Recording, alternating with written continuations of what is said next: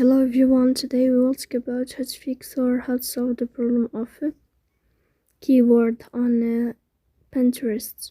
To know how to fix or how to solve the keyboard on Pinterest, you click on settings. Here in this page you can click on apps, default apps, app settings. And above you can search about Pinterest like this, and you can click. Here you can click on first stop and you can click OK. After that you'll enter to storage. Then you can click clear cache. But pay attention, don't click clear data. So please don't forget to support us by like and subscribe. See you next time in another video.